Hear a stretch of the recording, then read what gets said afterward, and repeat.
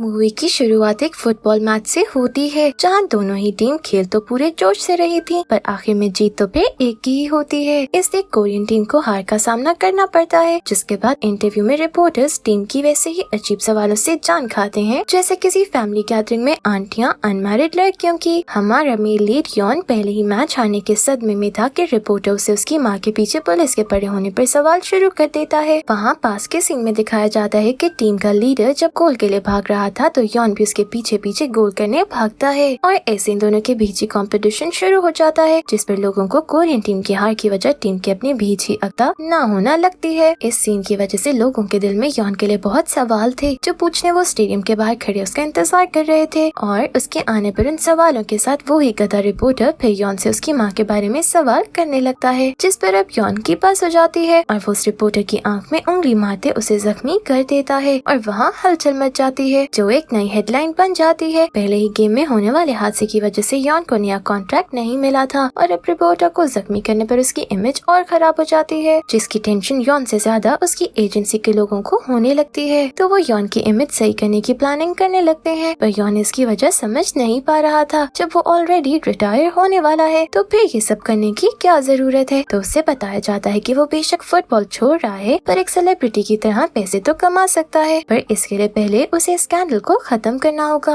अब यॉन की इमेज ठीक करने के लिए वो उसे होमलेस यानी बेघर लोगों की फुटबॉल मैच टीम का कोच बनने को कहते हैं, पर यॉन ऐसा करने से मना करते हुए वापस जाने लगता है। तो एजेंसी का ओनर उसे याद दिलाता है कि ऐसा करके उसे जो पैसे मिलेंगे वो उनसे अपनी माँ को वापस ला सकता है। ये सुन के यॉन वापस तो आ जाता है, पर यॉन तो वर्ल्ड कप में जाने के ख्वाब देख रहा था, पर एजेंसी का ओनर उसे होमलेस फुटबॉल मैच का कोच बनाना चाहता है, जिस पर उसे एजेंसी का ओनर समझाता है कि उसे इस वक्त सिर्फ पैसे कमाने का सोचना चाहिए, जिस पर आखिर यॉन को उसका आइडिया सुनना ही पड़ता है। फिर एंट्री होती है हमारी फीमेल लीड ली की, जो एक डायरेक्टर है। असल में ये लोग यॉन के होमलेस लोगों की मदद करते हुए डॉक्यूमेंट्री बनाने की प्लानिंग कर रहे हैं, पर जब यॉन टीम की खेलते हुए वीडियो देखता है तो उसका इस आइडिया से यकीन मजीद उठ जाता है। होमलेस फुटबॉल वर्ल्ड कप सिर्फ 2 महीनों में होने वाला है, और इन सबको फुटबॉल का एफ भी नहीं आता है, जिस पर फिर उसे समझाया जाता है कि उसे सिर्फ एक्टिंग करते हुए अपनी डॉक्यूमेंट्री बनवा के इमेज अच्छी करनी है। डॉक्यूमेंट्री किसी छोटी फिल्म को कहते हैं जो एक ही शख्स की जिंदगी के गिर्द घूमती है। इन लोगों को उससे सीखने की जरूरत नहीं है। आखिर नाना करते हुए आखिर यॉन अगले दिन उन लोगों से मिलने चला जाता है, पर यॉन की एक्टिंग उतनी ही बुरी थी जितना उसका करियर, जिस पर ली उसे अलग बात करने ले जाती है और उसे समझाती है कि उसे इस डॉक्यूमेंट्री को सीरियस लेना होगा, क्योंकि उसके साथ साथ ली का करियर भी इसी डॉक्यूमेंट्री के साथ जुड़ा है। साथ ही साथ वो यॉन को एक लाइफ लेसन देती है कि जिंदगी एक ऐसा कड़वा घूंट है जो इंसान को ना चाहते हुए भी पीना पड़ता है। फिर वो यॉन को स्माइल करना सीखते हुए वापस आने का कहती है, जिस पर यॉन उसे पागल कहने लगता है, पर ली का कहना था कि इस दुनिया में अक्लमंद लोगों की जगह भी नहीं है। उसकी ये बात यॉन के दिल को लग जाती है और वो वापस पूरे जोश के साथ काम करने आ जाता है। अब नेक्स्ट सीन में ली यॉन को टीम सिलेक्शन करने का कहती है, पर इसमें भी वो ड्रामा डाल देती है। सिलेक्शन के लिए प्लेयर्स का टेस्ट लेना सिर्फ एक ड्रामा था, असल में तो वो उन लोगों को चुनती है जिनकी स्टोरी में इमोशन या ट्विस्ट हो, जैसे कि किम, एक 55 साल आदमी जिसने शराब की एडिक्शन की वजह से अपनी पत्नी और बच्चा गंवा दिया। ये ही नहीं, सही से काम ना करने की वजह से उनका अच्छा खासा चलता बिजनेस ठप हो गया और वो सड़क पे आ गए। सॉन, एक 44 साल आदमी जो एक दिमागी तौर पे बीमार औरत से प्यार करता है। हायो बोंग भी 44 साल का है, जिसकी 13 साल बेटी है, पर उसकी पत्नी ने उसे छोड़ के एक ऑस्ट्रेलियन से शादी कर ली और जल्द अपने बच्चों को लेके ऑस्ट्रेलिया जा रही है। नेक्स्ट मून सू, जो खुद को एक बड़ा गैंगस्टर समझता है और लोगों को कहता है कि पुलिस से बचने के लिए बेघर हुआ घूमता रहता है। इन सब का बता के ली यॉन से कहती कि ये सारे एक से एक कैरेक्टर हैं जो ड्रामा डालते हुए डॉक्यूमेंट्री को हिट करवा देंगे। एक गुस्से वाले आदमी की कमी थी तो वो यॉन पूरा कर देगा। अब एक आखिरी मेंबर चुनने के लिए ली यॉन को इजाजत दे देती है। फिर एक मैसेज आने पर रात को किसी से मिलने जाता है जो और कोई नहीं उसकी माँ है। यॉन की माँ इतनी सेल्फिश होती है कि उसे अपने अलावा किसी की परवाह नहीं होती, और यही चीज यॉन को बहुत दुख देती है। इस वक्त भी वो यॉन से उसका हाल पूछने के बजाय उसे अपने नए बॉयफ्रेंड से मिलवाने बुलाती है, जिस पर यॉन का दिल टूट जाता है। फिर मजाल है उसकी माँ को कोई एहसास हुआ हो, वो तो अपनी मस्ती में यॉन को अपने बॉयफ्रेंड का कार्ड देती निकल जाती है। नेक्स्ट सीन में हम देखते हैं कि जूनियर कोच डॉक्यूमेंट्री में कहता है कि वो लोग किसी के साथ जबरदस्ती करके उसे टीम में नहीं रखते। फिर अगले ही सीन में ये लोग सॉन को मनाने निकल जाते हैं, क्योंकि उसकी स्टोरी भी अच्छी है, पर वो टीम छोड़ने का सोच रहा है। इन शॉर्ट डॉक्यूमेंट्री में सारा झूठ ही है। सॉन का शुरू से ही अपना घर बनाने का सपना था, पर एक दिन नौकरी पे वो जख्मी हो गया और उस बेचारे की सारी सेविंग्स इलाज पे लग गयी, जिसके बाद भी वो सही नहीं हुआ और आखिर बेघर हो गया, जहाँ एक रात कुछ लड़कों ने उसे पूरी तरह पीटा और वो बुखार में तपता सड़क पे पड़ा था। तो उसे जिंजू ने देखा और मदद की। उस दिन पहली बार किसी ने सॉन का ख्याल किया। जिंजू उसे वैसे लिफ्ट तो नहीं करवाती, पर तब से वो मैगजीन्स बेच के अपने और जिंजू के घर के रेंट का इंतजाम कर रहा है। अब यॉन सॉन को टीम में वापस आने के लिए मनाने लगता है, पर रेंट के पैसे जमा करने के लिए उसके पास प्रैक्टिस में आने का वक्त नहीं था। तभी वो जिंजू की बातें करने लगता है। तो री उसके साथ सॉन का एक वीडियो क्लिप बनाने जिंजू के पास जाती है, जहाँ हम देखते हैं कि जिंजू फुटबॉल फैन निकलती है और आज तक कुछ न बोलने वाली लड़की यॉन से बातें कर रही थी, जो देख के सॉन में जोश आ जाता है और जिंजू का दिल जीतने के लिए वो टीम में वापस आ जाता है। पर यॉन से जेलस होने की वजह से नफरत करने लगता है। अब फुल जोश में खेलते हुए सॉन गलती से किम को गिराते हुए जख्मी कर देता है। हड्डी टूटने की वजह से ये लोग किम को टीम से निकालने का सोचते हैं, पर किम इन्हें उसे टीम में रखने के लिए रिक्वेस्ट करने लगता है, जहाँ वो अपनी स्टोरी बताना शुरू करता है कि उसने घर खरीदने के लिए पैसे जमा कर लिए हैं, उसकी बेटी का जल्द बच्चा होने वाला है, पर पास में अपनी नाकामियों की वजह से वो अपने परिवार को फेस नहीं कर सकता। लेकिन इस गेम के जरिए वो दुनिया को दिखा सकता है कि वो किसी काबिल है और ऐसा करके वो अपनी बेटी का दिल जीत के अपनी फैमिली वापस पा सकता है, जिस पे वो लोग उसे टीम में रखने के लिए मान जाते हैं। पर अभी भी उन्हें एक और प्लेयर की जरूरत थी, जिस पर जूनियर कोच उन्हें एक नाकाम आशिक हाइनवू का बताता है, जो ट्रेनिंग पे नहीं आ रहा। फिर क्या था, ली और यॉन उसे मनाने पहुंच जाते हैं, लेकिन इसमें उन्हें ज्यादा मेहनत करने की जरूरत नहीं पड़ती और वो कल से ट्रेनिंग में आने का वादा करता है, लेकिन हमेशा की तरह आता नहीं है। जिस पर जूनियर कोच ली को बताते हैं कि बचपन में उसके माता पिता की एक हादसे में मौत हो गई। किसी बीमारी की वजह से वो सही से बोल नहीं पाता था, पर फिर उसे एक दोस्त मिली जो उसके लिए सब बन गई। उसकी मदद से हाइनवू सही से बोलने लगा। उस लड़की का जिंदगी में कुछ बनने का ख्वाब था, जो पूरा करने के लिए हाइनवू दिन रात मेहनत कर रहा था और उसके कॉलेज की फीस जमा कर लेता है। पर फिर एक दिन फैक्ट्री में काम करते हुए हादसे की वजह से वो पानी में जा गिरी और कभी नहीं मिली। हाइनली को अभी भी लगता है कि वो जिंदा है और वो उसे ही ढूंढने में लगा हुआ है। ये सुन के यॉन और ली वापस उसके पास जाते हैं, जहाँ यॉन हाइनवू को समझाता है कि वो इस मैच की मदद से टीवी पे आएगा और पूरी दुनिया उसे देखेगी, जहाँ उसके लिए अपने प्यार को ढूंढना ज्यादा आसान होगा। ये सुन के हाइनवू को भी मैच का हिस्सा बनने की रीजन मिल जाती है और वो ट्रेनिंग पे आना शुरू हो जाता है। टीम पूरी होते ही यॉन फिर से इन सबकी ट्रेनिंग शुरू कर देता है और उस बेचारे की बहुत मेहनत के बाद भी ये लोग अजीब ही तरीके से खेल रहे होते हैं। हाइनवू बहुत अच्छा गोल करता है, जो देख के यॉन बहुत इम्प्रेस होता है, पर अगले ही सीन में से पता चलता है कि हाइनवू बस खड़ी हुई बॉल पे ही गोल कर सकता है और यॉन को वापस एहसास होने लगता है कि वो अनारियों की ट्रेनिंग कर रहा है। उनकी ऐसी हरकतें देख के ली थोड़ा और ड्रामा डालने के लिए यॉन को सबकी क्लास लगाने का कहती है, जो वो बहुत अच्छे तरीके से लगाता है। उसकी बातों से गुस्सा हुए सॉन उसे मैच के लिए चैलेंज करता है, जिसमें एक तरफ सिर्फ यॉन होगा और दूसरी तरफ ये सारी टीम। यॉन चैलेंज एक्सेप्ट कर लेता है और इनके बीच कंपटीशन शुरू हो जाता है। जितना बुरा ये सब खेलते हैं, यॉन जैसे नेशनल प्लेयर के लिए इन्हें अकेले ही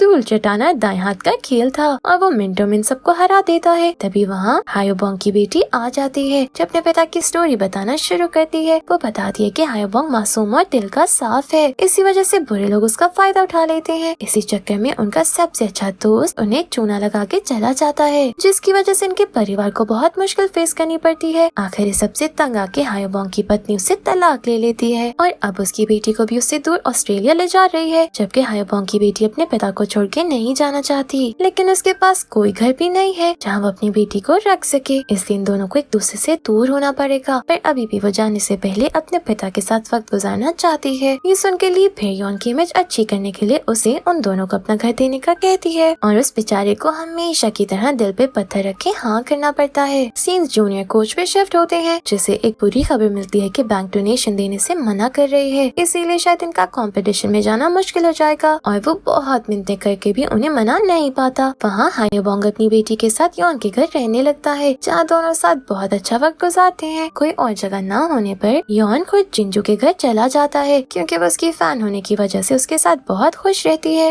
यही नहीं, वो तो हर प्लेयर और फुटबॉल की हर गेम के बारे में जानती है, जो देख के यॉन तो हैरान रह जाता है। अगले दिन यॉन और उसकी टीम अपने पहले किसी और टीम के साथ मैच के लिए जाते हैं, जो हायोबोंग की बेटी की स्कूल की फुटबॉल मैच की टीम के साथ थी। बच्चों को देख के ये लोग उनका मजाक उड़ाने लगते हैं, पर खुद इतना बुरा खेलते थे कि बच्चों से भी हारना शुरू हो जाते हैं, जिस पे यॉन उन्हें शर्म दिलाता है और आखिर जोश में आते हुए ये लोग बच्चों से जीतने में कामयाब हो जाते हैं। साथ ही साथ बीच में हमें कुछ क्लिप्स दिखाए जाते हैं, जहाँ हाइनवू अभी भी उस लड़की की वैसे ही तलाश कर रहा है और किम अपनी बेटी की बेटी होने पर उसके घर के पास कुछ सामान रख देता है, पर अभी भी खुद उसके सामने आने की हिम्मत नहीं करता। वहाँ हायोबोंग अपनी बेटी के साथ बहुत क्लोज होता जा रहा था, जबकि यॉन और जिंजू के बीच बढ़ती नजदीकियां सिर्फ सॉन के दिल को जला रही थी। पर शायद इन लोगों को खुशी रास नहीं आती। अगले दिन जूनियर कोच ली को बताता है कि उन्हें डोनेशन नहीं मिल रहा, यानी शायद वो कंपटीशन के लिए ना जा सके। ये सुनकर ली बहुत परेशान हो जाती है क्योंकि इस डॉक्यूमेंट्री के लिए उसने अपनी जॉब दाव पे लगा दी थी और इस प्रोजेक्ट में सारे ही कंगले हैं कि किसी से पैसों की उम्मीद भी नहीं की जा सकती। अभी यॉन इसी टेंशन में था कि उसे पुलिस स्टेशन से उसकी माँ के अरेस्ट होने पे कॉल आ जाती है, जहाँ जाने पर फिर से यॉन की माँ अपना ही रोना रोने लगती है।